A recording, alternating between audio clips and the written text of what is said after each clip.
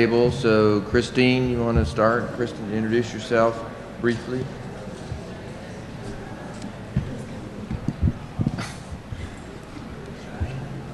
Good morning. I'm Christine Uhas. I am a cardiac care specialist. I live in Corpus Christi, Texas, and I am a nurse and an EMT. Enough? Thank you. Yep. My name is Chris Briggs. I'm a clinical coordinator for Parker County Hospital District out of Weatherford, Texas. Perfect. I'm Karen Pickard. I'm from UT Southwestern Medical Center in Dallas. I'm a nurse paramedic. I'm Catherine Bissell, and I'm the Regional Clinical Development Coordinator for the Southeast Texas Regional Advisory Council. I'm a nurse. Good morning, Lonnie Den. I'm a nurse as well, involved with the Mission Lifeline program for American Heart Association. Todd Haugen, I'm a paramedic at El Paso, Texas. Josie Fillingam, I'm a paramedic, Fisher County Hospital EMS. Okay. And we distributed the minutes via email. Does anybody have any changes for those additions, subtractions? Okay. Thank you. Our meeting is going to last 60 minutes today, so we're going to move quickly. Dr. Mixon looks like he's not here. I understand Dr. Wozniak is en route as usual. He'll probably come flying in with his cape on and his scrubs, I would guess. So why don't we jump down to our STEMI System Training Committee. You all have you've done a fair amount of work. Can you get us up to date, Lonnie? So there you are. Christine Reeves is going to provide a presentation about what they've been doing in Hot Rack. So it's the Waco region. They're doing some really interesting and novel things, working together really well as a system. So Christine, are you ready to do that? Do you need slides? Okay, thank you.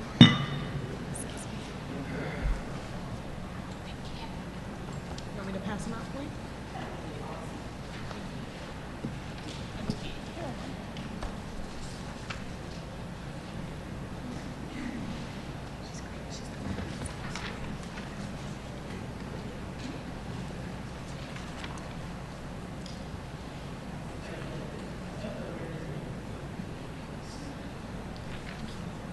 Okay. Is her mic live? Okay. Good morning. My name is Christine Reeves, and I'm the Executive Director for the Heart of Texas Regional Advisory Council. And we are trauma service area in Mary, and we're the Waco area, and we cover 5 counties. So I wanted to go over how successful that we feel as a region that we have become over the last 5 years. How we got started in 2007, Hot Rack and other key partners pulled together some acute care individuals and entities from around our region that hadn't typically been involved with trauma to begin discussion on stroke, but also cardiac care. And at that time, a task force was started. It became very quickly known that we needed to turn it into a standing committee, that just a task force really wasn't going to work for us. We needed a full standing committee. So in 2008, the board of directors made our cardiac task force into a full standing cardiac committee. And at that time, it actually placed a position on the board for that cardiac chair. So that was big, as y'all are aware, with trauma regions, because that's all we had done pretty much up until that point. The first thing that we wanted to do was make sure that we were all on the same page with the definition of a STEMI patient. We chose to start with STEMI as our initiative for the cardiac committee so that we could kind of start tackling that big cardiac pie. We chose the standard definition from the American Heart Association. We developed a code STEMI protocol or guideline, which was our entire STEMI system plan, from first responder all the way through our PCI facilities. And we all wanted to use the same wording. So if the term code STEMI came over the radio, over the phone, from a pre-hospital provider and their medical, then we knew that we needed to get ready because that's the type of patient that was coming in. We developed a regional STEMI alert form. We actually have a 5-part form that develops and lets us track our STEMI patients from onset of symptoms all the way through the end of their catheterization. In 2012, we had our system trauma plan, our stroke plan, our STEMI plan all separate, kind of on their own. Earlier this year, we actually put together an emergency healthcare system plan, which has all of the care, including pre-hospital. So it includes our STEMI plan. We have a different STEMI system. We are unique because we have 2 separate PCI facilities. We have 5 non-PCI facilities, 12 911 ground providers, 3 air medical providers that provide service to our region, 1 cardiology group and 1 independent cardiologist, as well as several first responder organizations that actually make up our STEMI system in the Hot Rack region. And our region includes all 5 counties, and none of our providers are tied together. They're not already part of their own system. So each entity is a complete separate entity that we had to pull together to come up with procedures and guidelines. All of our members use our regional STEMI form. From the first responder on scene gives the information to the 911 ground provider and or air provider, and that same form follows that patient through their entire trip. So we are very excited about that. If you're from a facility or understand trying to get a form approved by a hospital is very difficult, we were able to do it in all 7 facilities that utilize the form, and they keep the form as part of their medical record. And Christine, can Yes, I ma'am. ask a question about the form? Because there will be some who will be interested in seeing that. Is it posted on your website? It is posted on our website under the performance improvement section. There is a picture on the PowerPoint, and there's one on there, but it is a 5-part form, and it tracks all of the information. I can't think of anything you could possibly want that's not included on our form. And then who compiles, like who looks at that and compiles the data for the region? So the RAC gathers all of the data. One of the copies is to be returned back to the RAC, and we have a spreadsheet that we have developed that has all of the information in it, so we can run our average times, and I'll provide those here shortly. But each of the entities that's involved with the process gets a copy of the STEMI plan. And your emergency plan is on the website as well? Yes, ma'am, it is. Your On the front system-wide? page. Thank you. It sure is. So this STEMI form, as I stated, it's used by everybody, including our pre-hospital providers. Once the forms are completed, they're sent back to the agencies or the non-PCI facilities so they can see the full action of the plan and how it worked, and if there was any discrepancies or issues that came up, it allows for that loop closure for us. Initially, we were having them rip off their page when they completed it, and most recently we're like, oh, we should keep it together because that would be completion of the process. So recently we went and did our revision, and we were able to adjust how we were going to process it. Over the last 5 years, we've been taking notes to make it better, and we've recently updated it and have a much better version, and that's what's on the website. And there is a picture of it. So the top part is for the pre-hospital. The left side is the non-PCI facility. The right side is the PCI facility. And the box down in the bottom right-hand side, that is for the cath labs. We are starting to track some additional information because we're working with our public health partners for chronic disease surveillance. And all the information they needed was already on our form with exception of ethnicity. So we added that onto our form. Here's some stats. These are Heart of Texas stats, 2009 through 2011. And these are some of the areas that we tracked. I do want to let everybody know that when we started the process, everybody wasn't as good at filling out the STEMI form as they have become since that time. We're in the process of backtracking back through 2009 to fill in any of the gaps that are missing. But this shows our average, we'll start at the bottom, the total number of patients that we had each of the years. And when I say patients, we're talking about those patients that we completed one of our regional STEMI forms on. Onset, we started tracking onset of symptoms to balloon, and the numbers are the actual minutes from the onset of symptoms that we were able to track through balloon. Yes, sir. Do you, you have 5 facilities that are non-PCI. Do any of them give fibrinolytics before transfer? Oh, I'm gonna have to look at my crew back there to check. Rarely. Rarely. Yes, sir. And so your times are pretty long for ischemic times are well over 3 hours. For the onset of symptoms, To balloon, yeah. yes, sir. And what we've done with this data is let us know that our individuals in our region are not calling 911 or coming to the hospital when they first are showing signs. And so we've been doing some outreach activities to decrease that time, as you'll see when I show you the 2012 numbers through quarter number 3. Okay. So we actually use the data developed to do that. We were able to note that a lot of our patients were coming in POV. They weren't calling EMS. And your first medical contact time is when EMS is Eyeball at the to patient eyeball. side. Yeah. It's eyeball to eyeball, so it could be 911 provider, or it could even be some of our first responder organizations that are actually certified.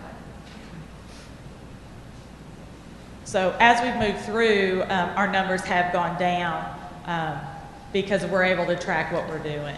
Our time at our non-PCI facilities has gotten, we're now averaging, and I'll show you in just a second somewhere, less than an hour for sure. Most of them are targeting 30 minutes, and we're getting to that 30-minute mark. All of our non-PCI facilities are all in rural counties, and so they have to transport into Waco to one of our PCI facilities. Both facilities in Waco are PCI facilities. And your transport time is what? I knew you were going to ask me that.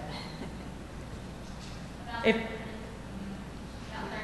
by ground. On average, 30 minutes.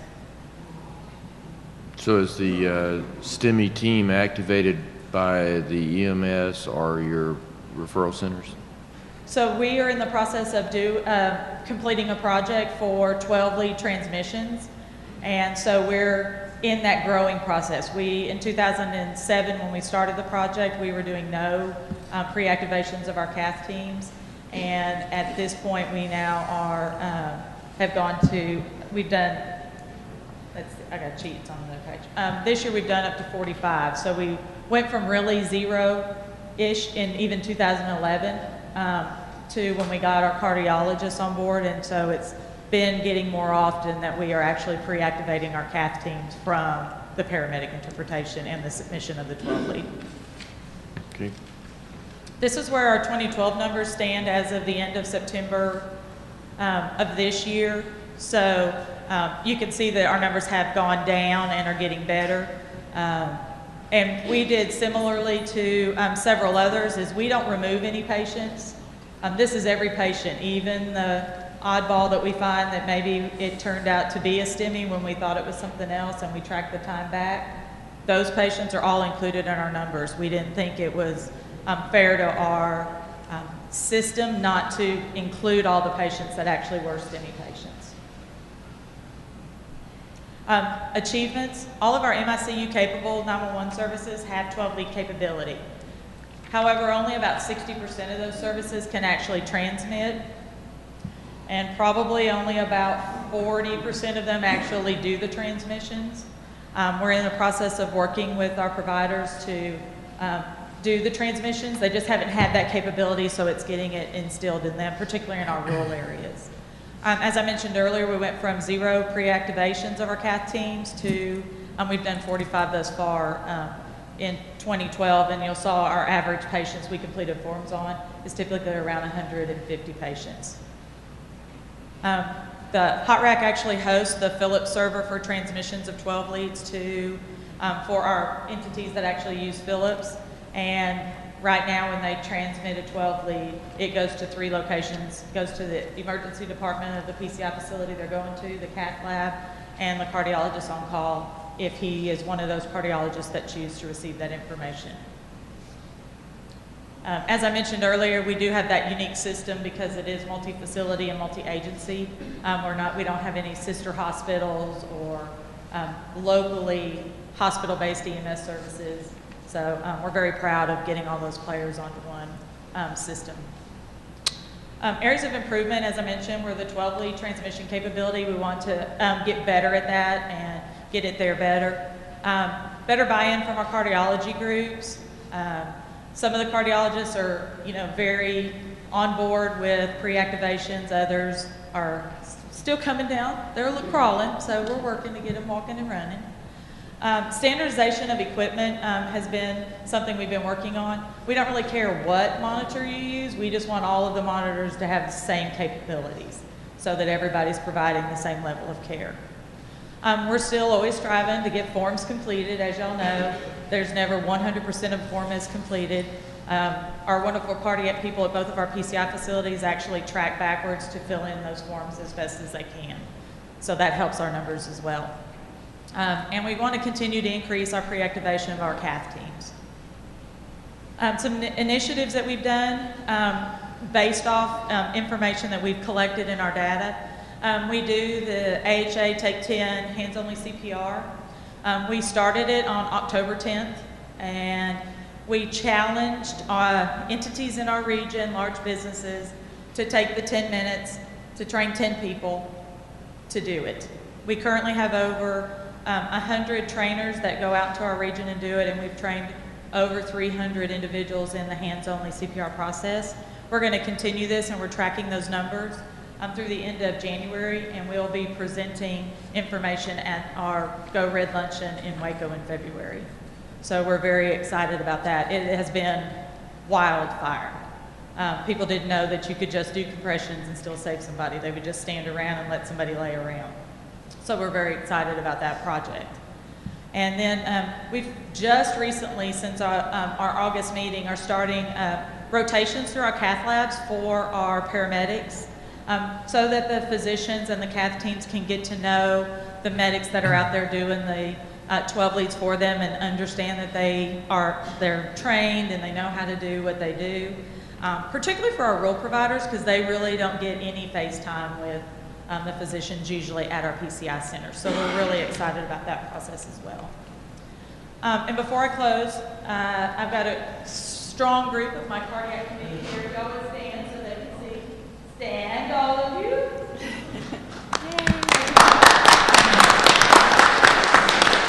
So they're really the reason. All the RAC does is provide the staff support to collect the data so that they can do what they do. If you have any questions or anything, my contact information's on there, and I've got some cards. If anybody has any questions, I'd be happy to entertain them. Would you talk just for a minute about what was your biggest struggle when you were pulling this all together? Because I know you're a real diverse system. You have one main cardiology group. You have two very different PCI facilities.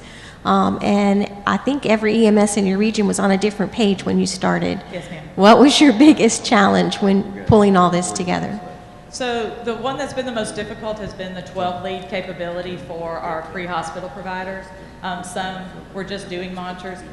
Most of our providers, when we initially started this, had a 3-lead that they were trying to do 12-lead with, and we were really having a discrepancy. And then, of course, we're still on having some fun with our cardiology group and trying to get all the physicians on the same page. But they're all willing to listen and wanting to be part of it now, and at one point they didn't want to have anything to do with it. So those were probably two of our biggest struggles. Christine, may we post your slide set along with our minutes? Absolutely. Okay, thank you. Thank you. On what? On the GTAC website along with our minutes? Yes, well, yes, so we'd love to have so them. you can, Okay. and whatever y'all choose to do with it All right, would be fine. we'll do that. We'll discuss it in a minute, thank you very much. I appreciate it, Dr. Smalley. Thank you for coming. We appreciate your information. It's great job. Okay, so we have a little less than 40 minutes left, and Dr. Wozniak has a presentation. He's trying to, you have it on your Mac or how? All right, so while Dr. Wozniak is working on his information, I think we ought to go around the table and discuss the motion to change the program structure. So, Josie,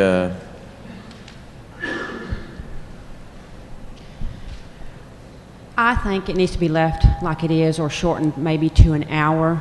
I know there's committees that, like disaster, PI, EMS, that may need the longer hours. I think overlapping is not good. There's people like Jason, is that your name? Todd, and I that travel that can't make it to all the meetings if they're going to overlap. So keeping them the same as they are now or shortening them maybe to an hour, I think would be a good idea, allowing everybody to make as many as they can. Todd?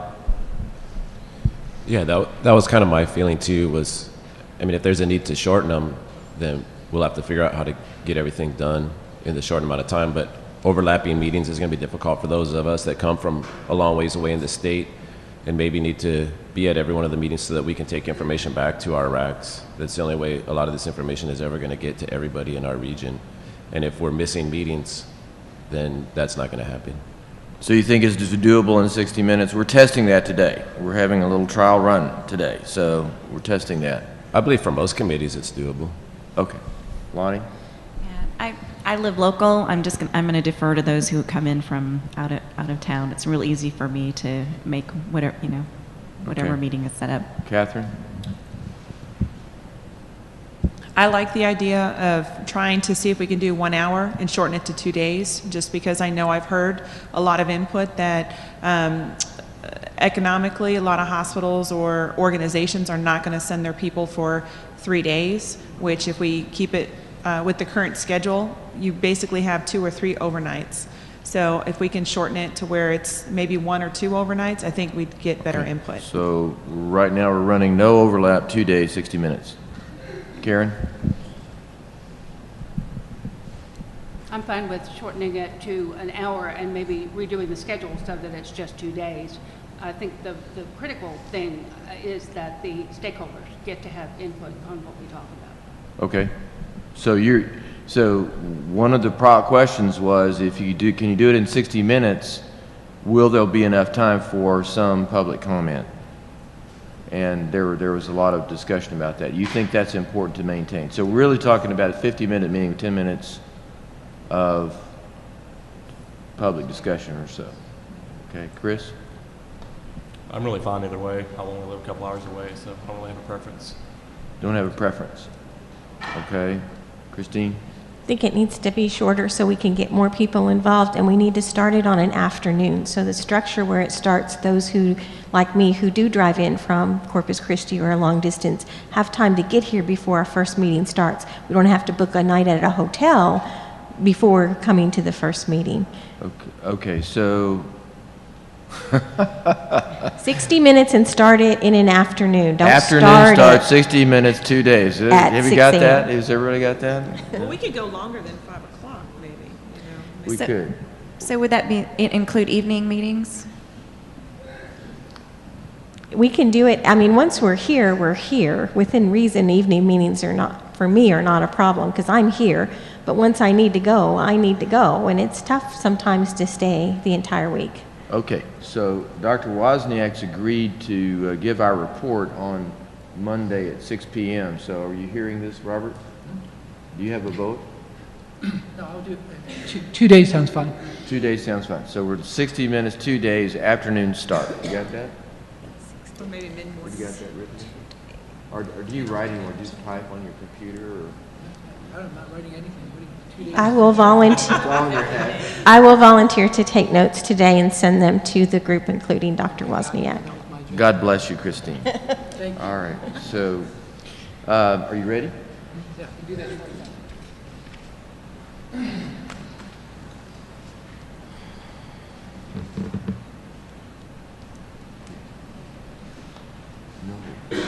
Yes.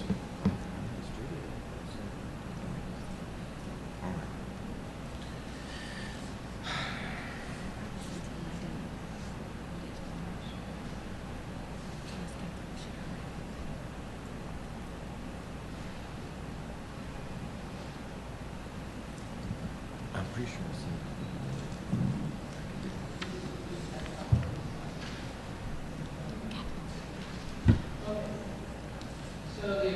is Robert Wozniak, and one of the caveats of having a one-hour meeting is that we get to talk faster. So I'm charged with just reviewing what we looked at in the survey last meeting, and I just analyzed and looked at some certain things, not to go back over the data, but to really go over the process. And so I had less than 10 minutes to accomplish this task, and my outline is as follows. Here you see all of the details of points of information. Now, a little prior assessment in 2008, the Department of State Health Services did an initial, which is called their original survey, really just looking on what was going on with different committees and with the use of guidelines. The Heart Association, around the same time, as part of jumpstarting their Mission Lifeline initiative, did their own survey, and they were able to find certain things that would really jar you and certainly give you an incentive to say you really need to be a part of this Mission Lifeline initiative. So the goals of the 2011 survey, that's what we're going to talk about, they really wanted to talk about stroke and cardiac system. The word system is a big word, as we know. Development, identifying regional delivery policies and procedures, and then also look at the geographical area.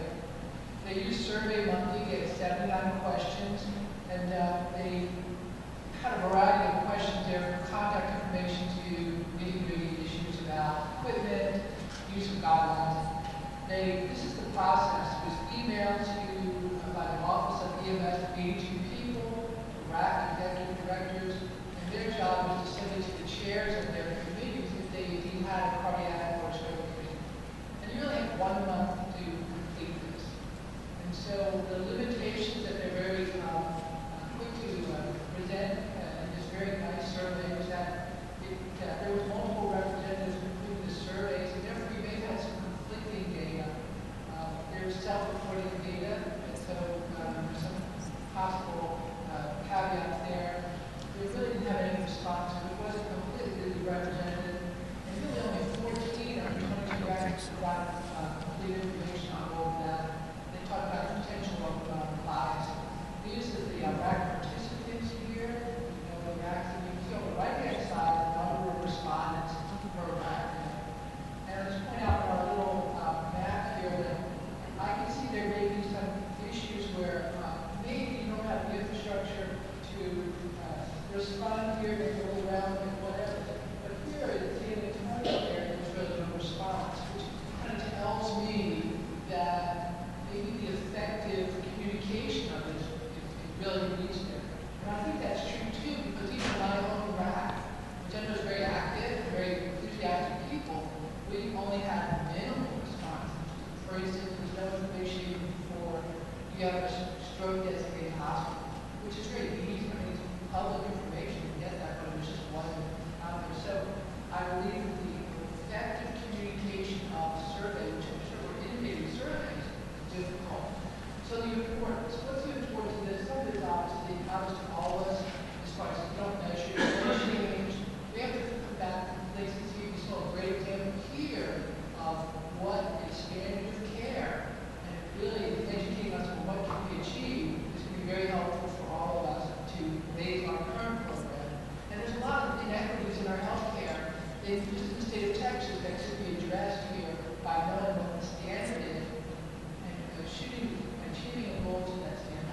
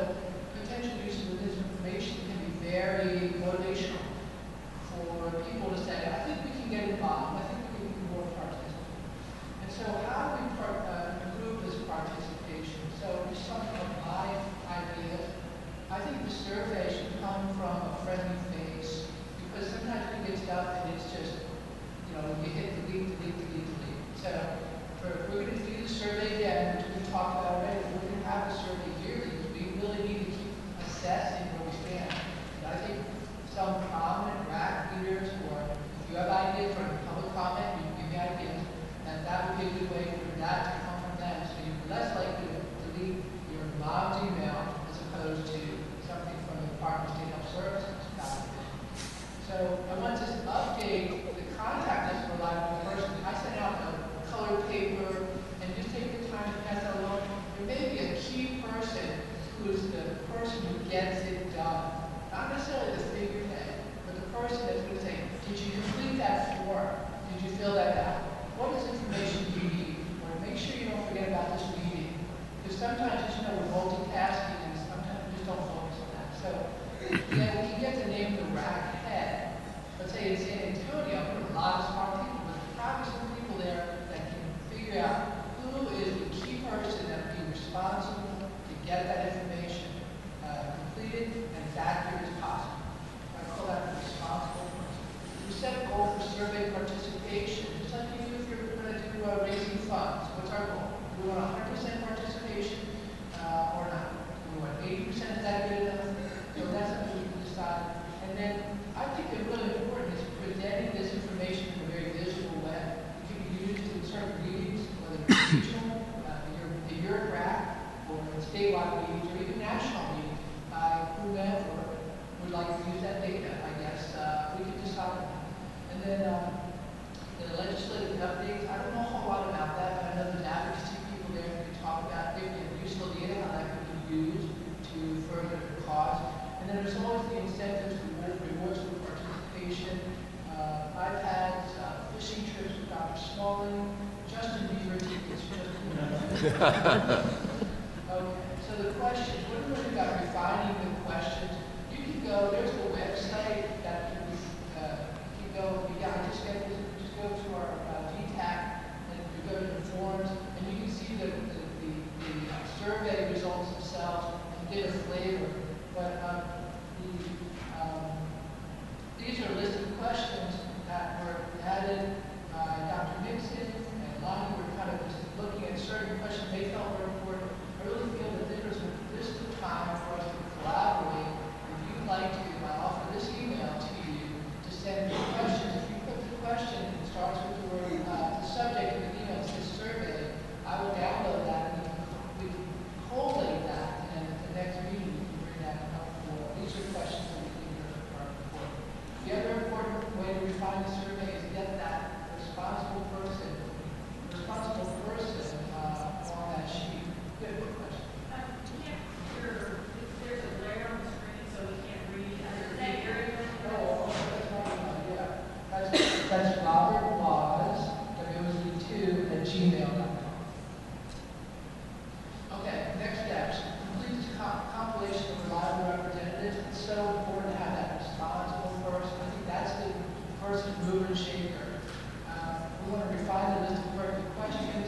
We want to announce the date ahead of time for the next survey so we can all look for that in our emails.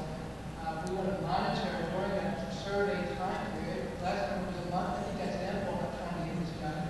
And then we want to enlist the talented people, such as anyone there thinking about helping out with this survey. If you're considering that, please send me an email or write it on that form which I'll collect it. Okay, that's it. Thank you, Robert. So I think what we're pushing up against is 60 minutes isn't going to be enough for us. So you need to think about that when you talk to Dudley.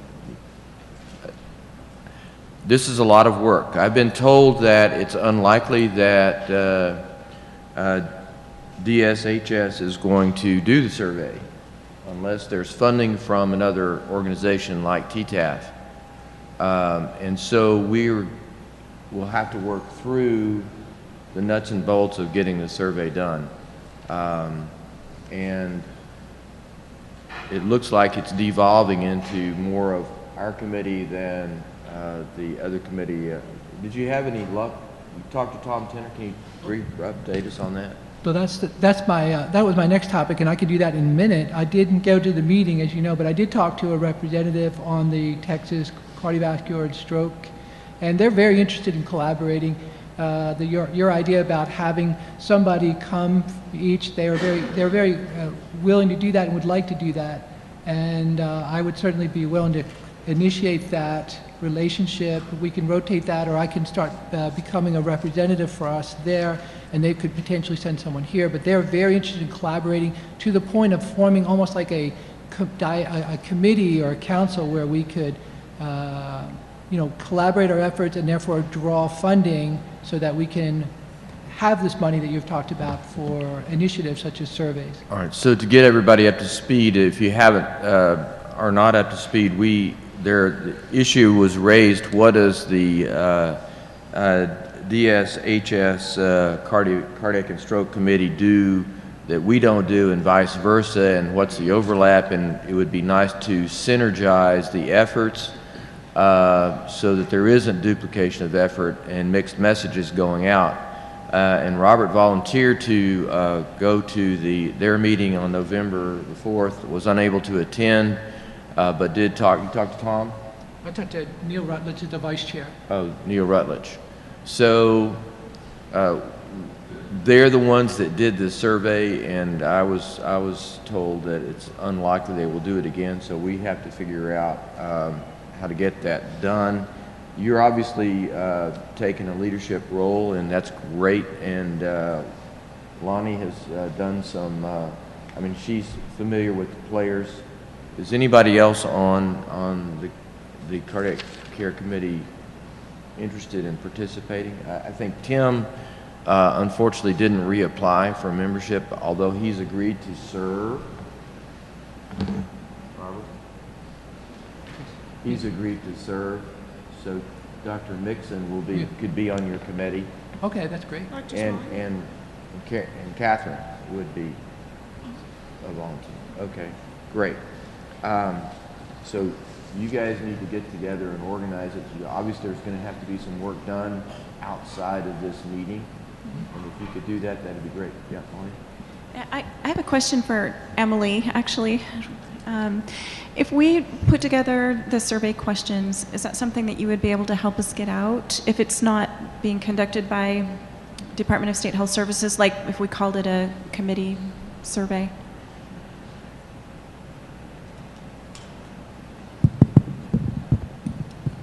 Is this on? Yes. Similarly to the way we emailed it out last time? Right. I'll have to ask Jane, our unit director. Okay. Mm-hmm. Thanks. Mm-hmm. All right. Then the second issue that was sort of running in parallel is how to get the information that this committee has generated on STEMI Care into a web site that could be distributed and accessed by the public of Texas. And Catherine and the CETRAC has agreed to provide server space for that. We will need to figure out what that website would look like, I guess.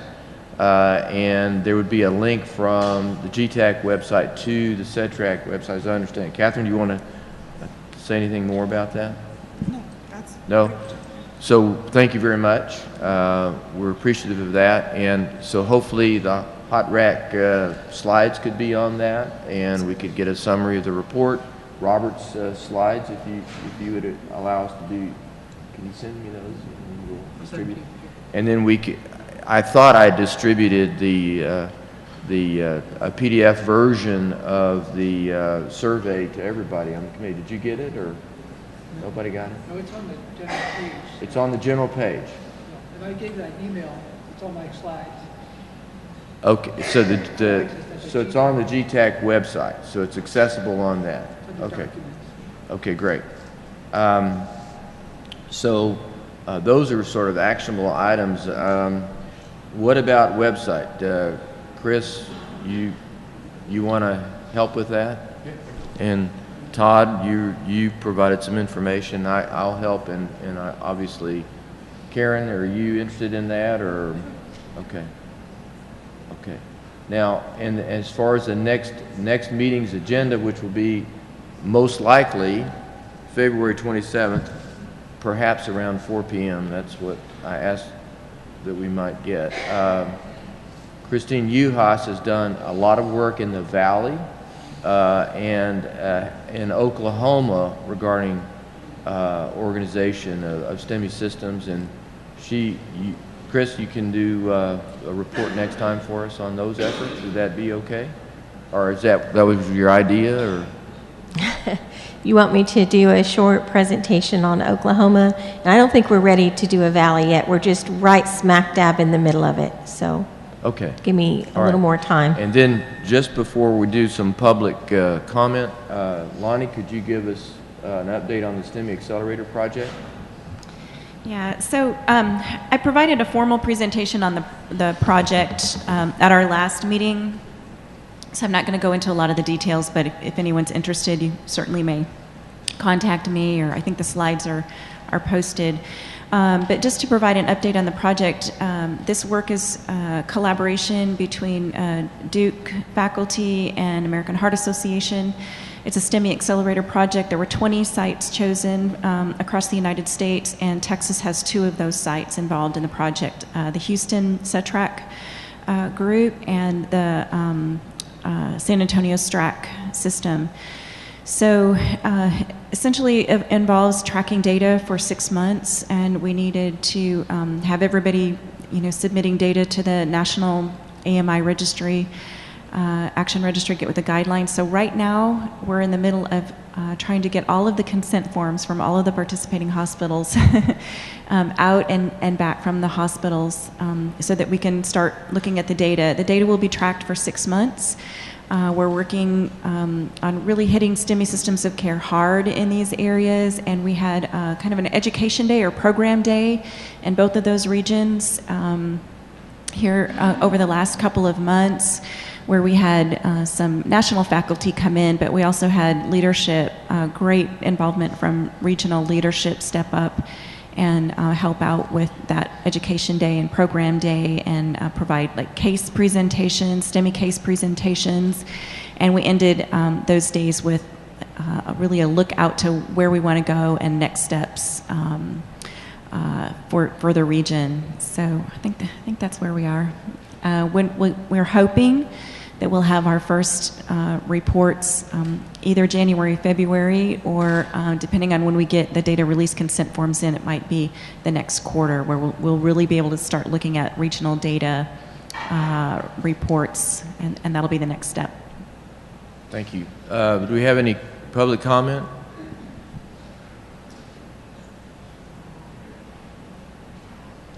Hi, Dr. Smalling, thank you. I'm Wanda Helgeson from El Paso, and I would encourage, as you begin to craft the questions for the survey, that perhaps before you send those out, that you put those out for review. I believe one of the problems with the past survey was everybody interpreted the questions differently, and so the results really, I don't believe, are accurate at all to the STEMI systems that we currently have. So I would just give that to you as a suggestion. So would you like to participate on the committee? I would be happy to do that, or I would have someone from my region who's on your committee do that.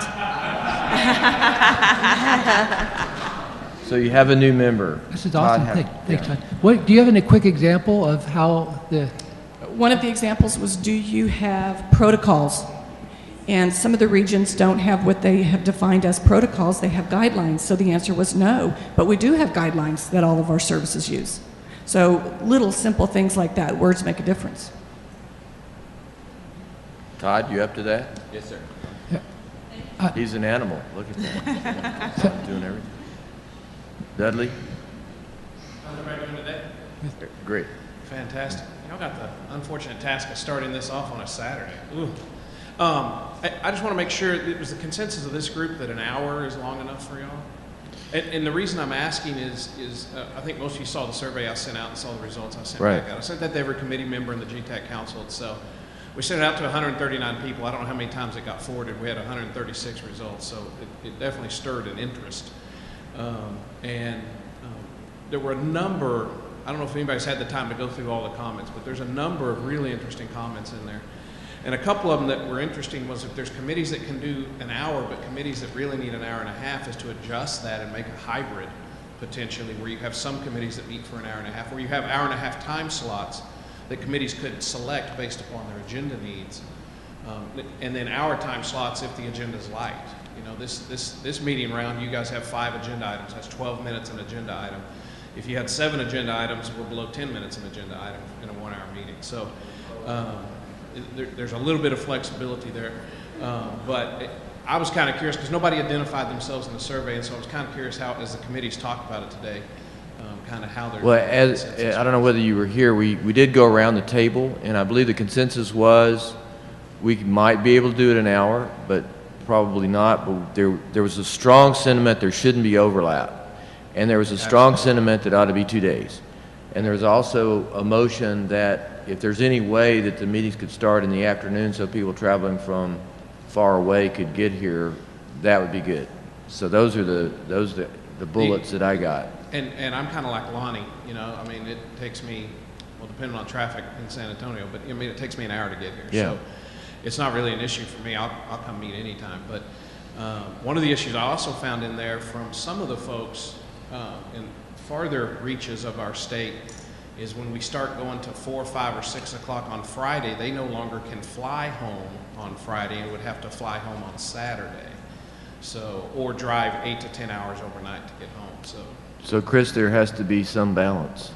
Yeah, and really, and what I hope we can engage with the stakeholders in the GTAC Council is exactly what the goals of these changes are. Because I think we all understand what the goals they were trying to achieve are, other than shorter meetings. Then I think that will help us maybe better get our hands around it. It's just going to be a consensus-making process. It's going to be a little painful, but I think it shows people aren't necessarily 100% opposed to change if they understand why, but they want to make sure that the stakeholder process isn't sacrificed. Well, we appreciate all the work you've done on this. I think it's an important thing to look at. Certainly, a lot of, as in life, things go willy-nilly for years without ever thinking, well, why are we doing it? You know, why are we doing it this way? So. And we do have I don't know about the hospital world, but in the EMS world, we always have to have something to complain about. Yeah. And so I've noticed in several operations I've been associated with, people will complain about something, and so you try to make a change in it, and they're like, why are you changing that? Because you complained that it was bad. Well, we didn't want to change it. We just had to complain. So we got to make sure that we're not going down that road as well. All right. Hey, Dudley, I had a quick question. You know, the technology that we have available today, having video meetings and stuff for some of the people, has that been entertained at all? And the issue is the open meeting stuff. So we're currently live now. There's people watching us all over Texas. But the issue with you guys participating in that realm is the open meetings. If you're going to have a formal meeting, so if you have a work group of 4 or 5 people, you can do that via conference call, knock your socks off. But as soon as you breach that quorum, and you have an open meetings requirement, the Texas Open Meetings Act has very strict issues about doing things via distance over conference call, WebEx, and things like that. If I'm not mistaken, and I'm no expert, and I don't work for the Attorney General's office, but I believe you have to be in the room as a committee member if you're going to participate in the actions of that committee, and that's to keep everything open. Because if you were away in another room, nobody knows who's there trying to influence you and that kind of thing. It's really aimed at city councils and government, elected bodies, but we fall under that, so we have to abide by those rules. I wonder if that's ever been revisited in today's technology and stuff. So. Okay. I don't know. It'd be interesting to see what the legislature does. So Dr. Wozniak will attend the 6 p.m. meeting on Monday and give our official response. But thank you very much. You bet. Thank you. This is very quick. My name is Leanne Bedrick. I'm with the North Central Texas RAC, which is in the Fort Worth, Dallas-Fort Worth area, whichever one you want to put first. Just my suggestion about the survey would be, I agree with Wanda, but really you sent 2 separate surveys in one. There was the cardiac and the stroke. They were put together, and then it was sent and with the intent to get feedback from both groups. So in our system, those are 2 different groups of people, completely different. And since it was one survey, we ended up having to try to gather the information together to send it to you, which I did. But I couldn't print out all the survey questions to go to them, so I had to try to. It was complicated and would be much simpler for a lot of us if you'd separate them. And even if that means the same person's doing both halves of it, they were doing both halves of it in one survey anyway. So I would just appreciate if you would split it. Okay. So, cardiac care survey. Any other comments, public comments? Okay. Any comments from the committee? Any other burning issues? Good meeting, 57 minutes. Todd? No? No? Josie? No? Thank you very much. We're adjourned.